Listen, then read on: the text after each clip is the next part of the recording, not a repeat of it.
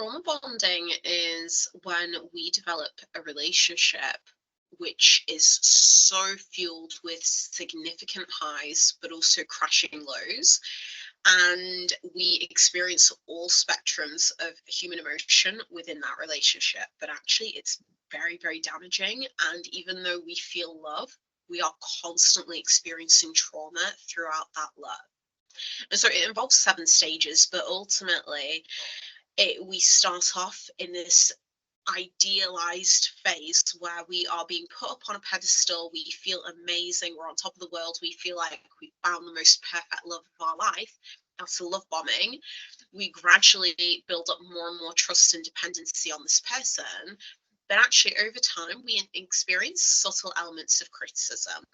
But the subtlety becomes more and more obvious, and then we enter a realm where we become manipulated, we become gaslit, we become more and more controlled, and finally we end up losing who we are, because we've worked so hard to try and get back to the first stage where we were at, but we never get there. We never feel like we're enough. We're constantly just trying to escape the criticism and trying to escape the manipulation to get back to that love phase, because we've seen it, we've witnessed it, we know it exists, so we want it again, but we never get there.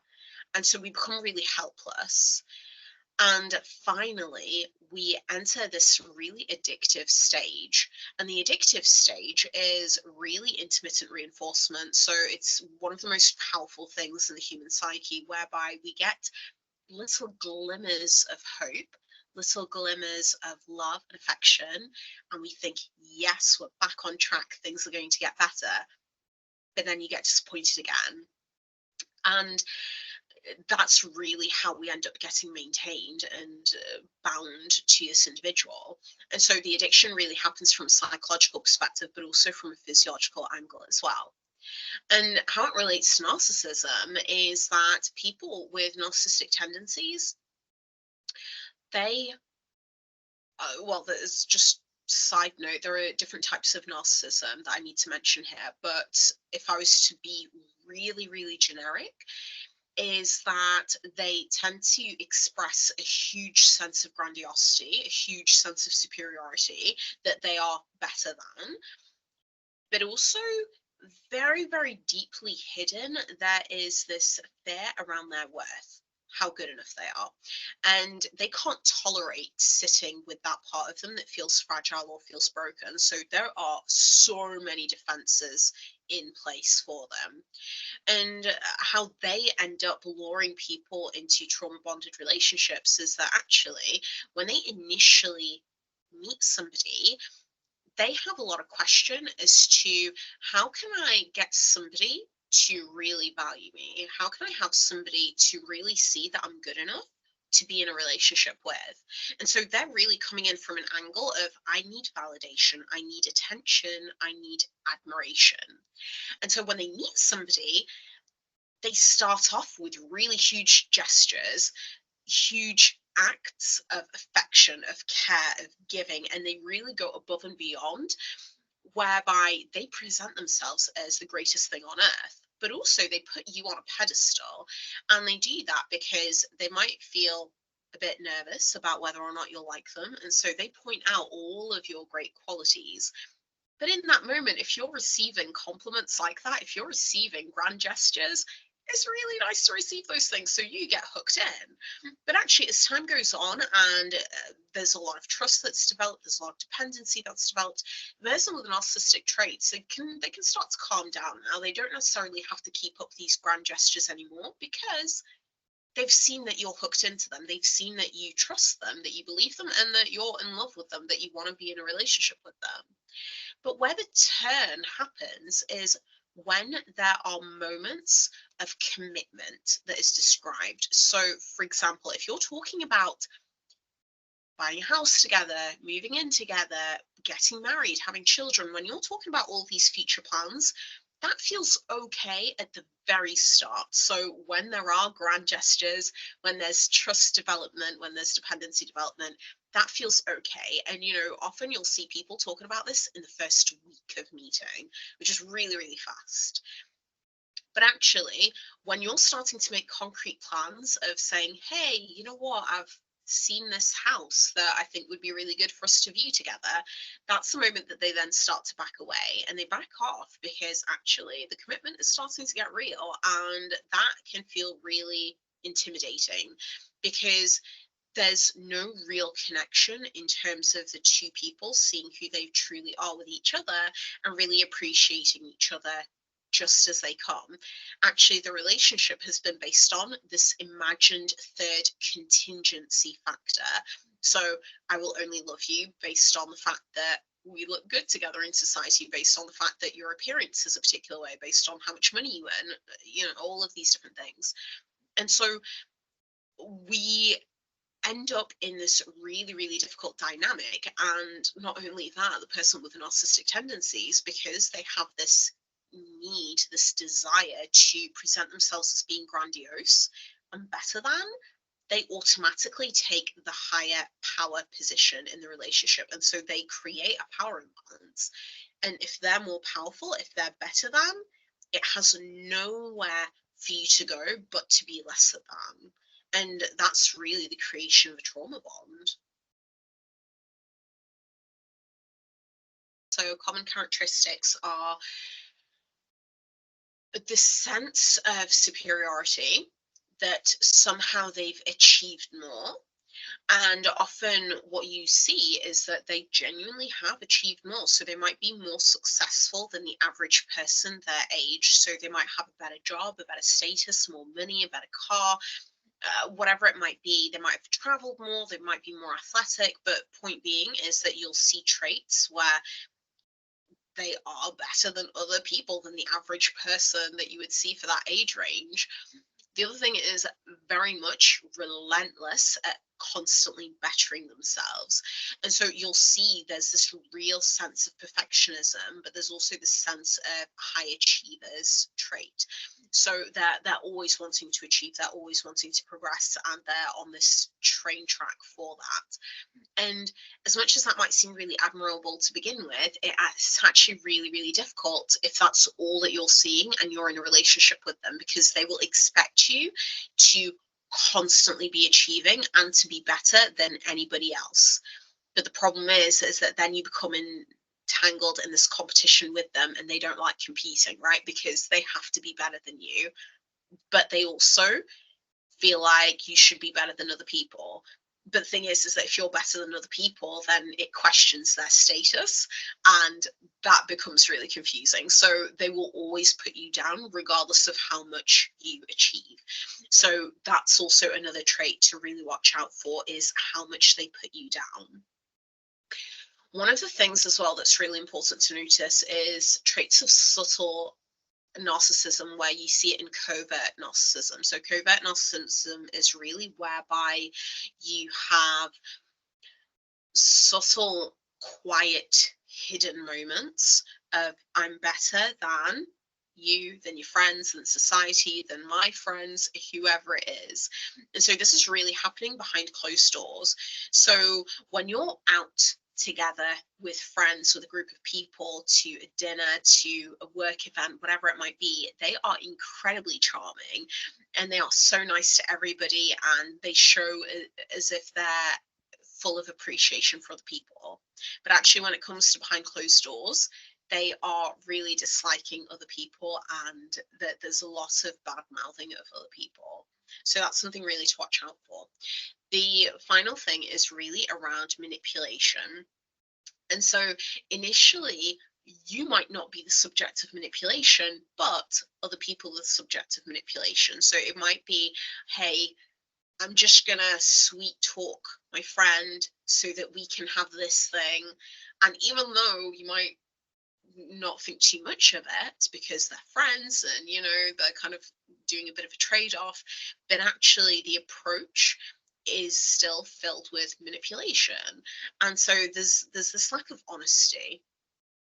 And finally, one of the biggest things as well is that actually there's this huge dynamic of a push and pull.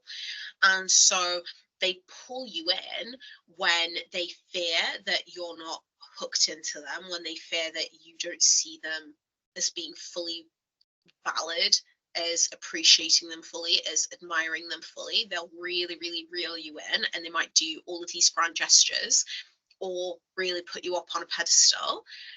But then they'll also push you away. So if you get too close and you're really looking at their injury, or you're even questioning them in terms of why they're treating you a particular way, or you're wanting to commit to them and make concrete commitments, in that moment, they also push you away.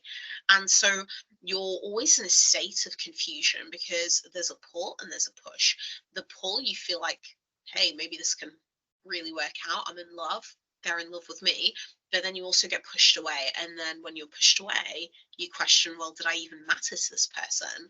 And it's the confusion that can be really, really harmful, but this is a significant sign to watch out for. When we are in a state of idealization with the person, we become in love with the ideal and the potential of who that person can be. Not the person for the reality that they are now, not for the reality of how they're treating us, but we create this fantasy image of what it could be, of who that person could be and how I could feel when I'm with that person. And the problem is that the brain cannot tell the difference between what is imagined and what is real. So we end up believing that this idealization, this fantasized version is concrete. We get hooked into that. But then when we become devalued in real life, that becomes really difficult for us to tolerate, because what it would also mean is that we would have to tolerate that we're not valued as much as we believed we were. And that is really, really painful, because then that makes us question our own worth. What did I mean to this person? And am I worthy enough of having that love? That love that I also believe is real, that potential. And that becomes really, really challenging. So then I become trapped in this hamster wheel cycle of really wanting to prove my worth, to prove my value. So my partner, who's narcissistic, can open the doors and allow me to enter this castle in the skies idea, this idealized version of what it could be. But I have to run on this hamster wheel, and I don't know how far I have to run. I don't know how long I have to run for.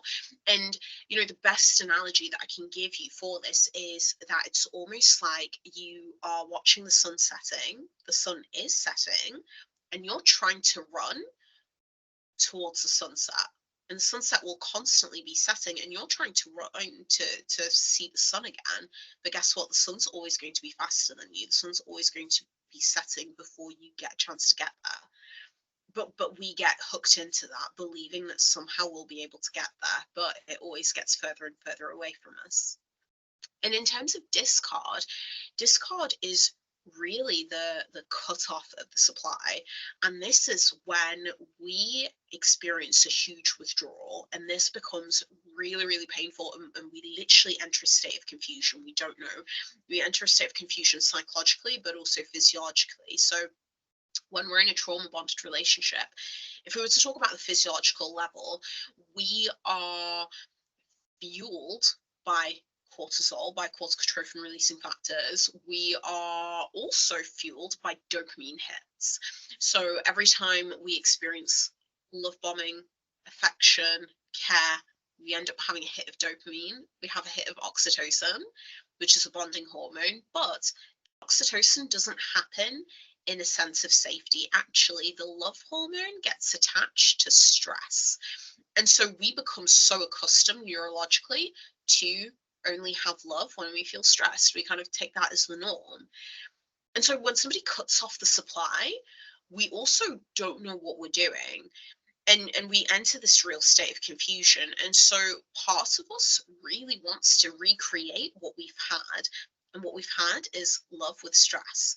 And so we either try to contact that person, even though we know that logically we know that that person's not good for us, but viscerally we're craving them. We also know that that person is probably better off out of our life, but at the same time we still don't know what to do with that. And so we then try to recreate it. So either with that person, trying to contact them, trying to recreate the stress with the love, even if you just have a little glimmer of love or a little glimmer of hope, and there's ample stress, that's okay, because actually you're going back to status quo, what you're used to.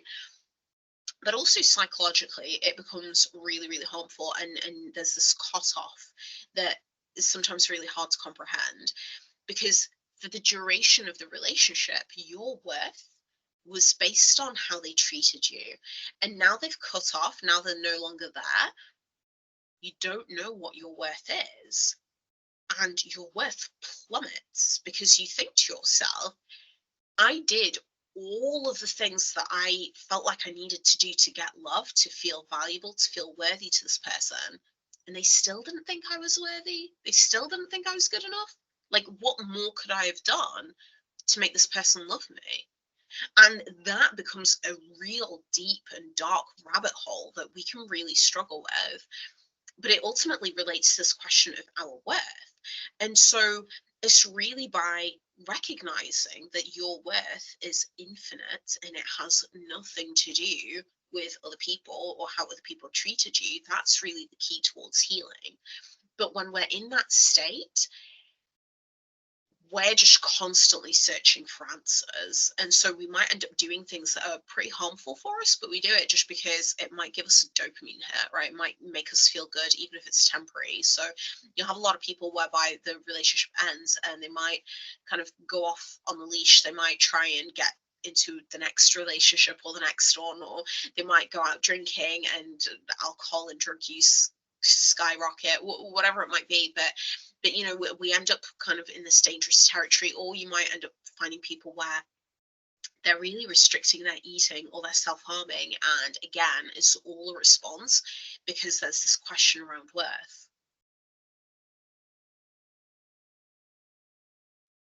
Intermittent reinforcement is perhaps one of the strongest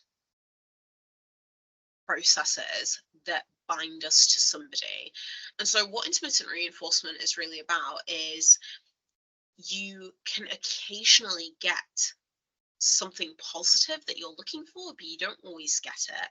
And so the best analogy is if you think about gambling, and you know, in those casinos where you have those slot machines and those coins, and so you might put in a coin, you might put in a coin, you'll put in another coin, you'll put in another coin. And the thing is that you don't get anything back, right?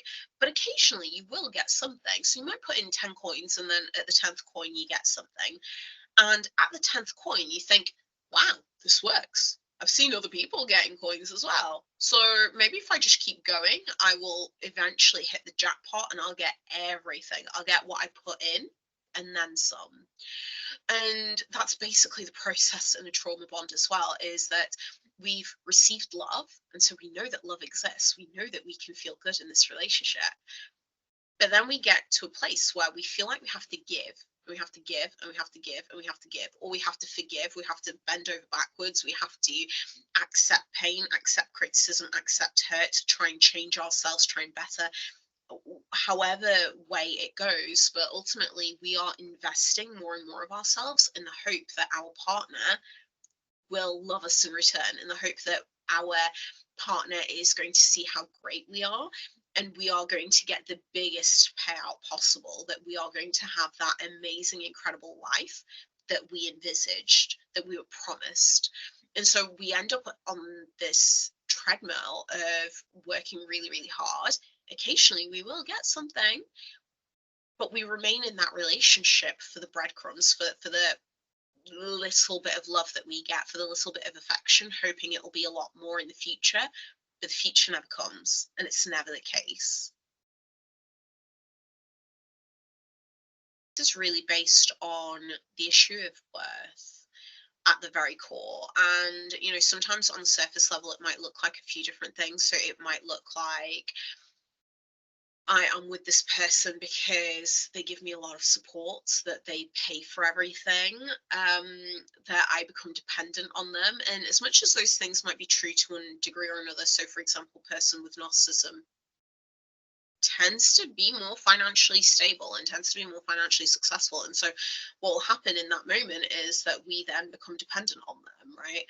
And so as much as that might occur, or we might depend on them more for emotional support, for social support, because actually over time we've become isolated from our friends, although these things might be true, actually all of these things represent an issue that we have around our own self-worth.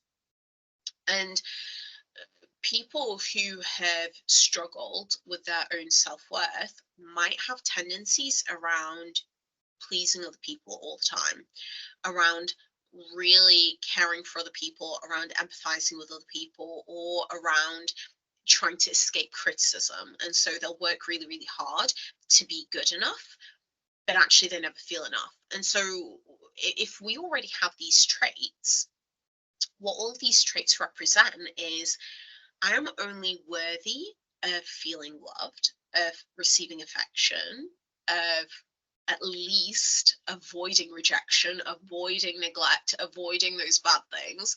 I'm only worthy of feeling good, of being accepted, if I please other people, if I achieve certain markers, if I avoid saying the wrong things. And so if I already have those mechanisms existing inside of me, I'm more likely to act out in that way and attract a partner who is expecting these things for me.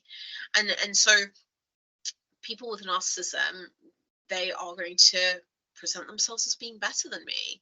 But if I already feel like I'm not good enough, it's a perfect match because I feel like I'm not good enough. So I already believe that other people are better than me. And here comes along somebody who's presenting themselves as being better than me.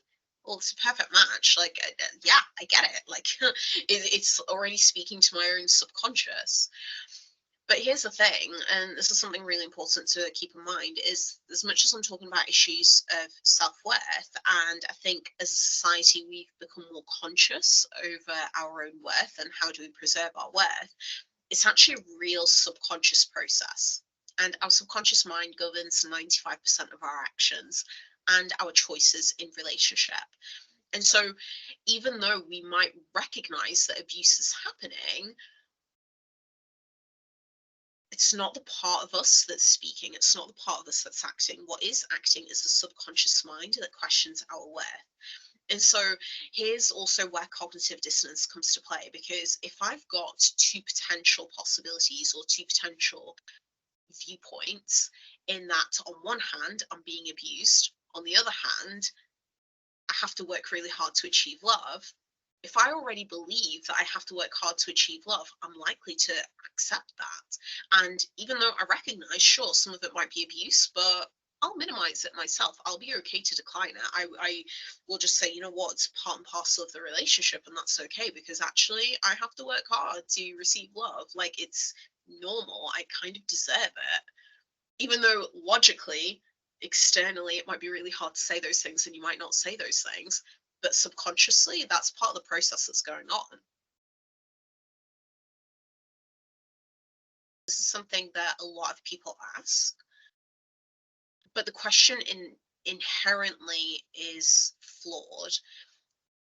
The reason being is that nobody manipulates anybody to stay with them as such.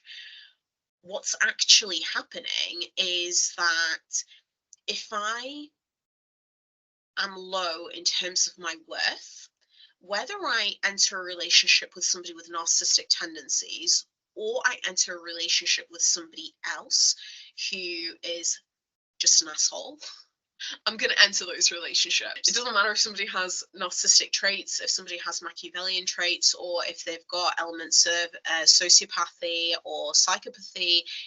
All of these things don't matter, because actually, as much as we're talking about narcissism, there are traits that are a lot worse. And if we're talking about the dark triad, I mean, the dark triad, that's the bit that's most dangerous.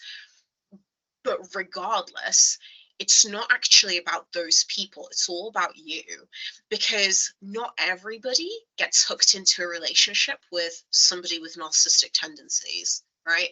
Like, you can have two different people who experience love bombing and it might have the trajectory of a trauma bond, but not both people will stay. One person will stay because actually their self-worth is so low and they believe that they are worthy of being a victim to this.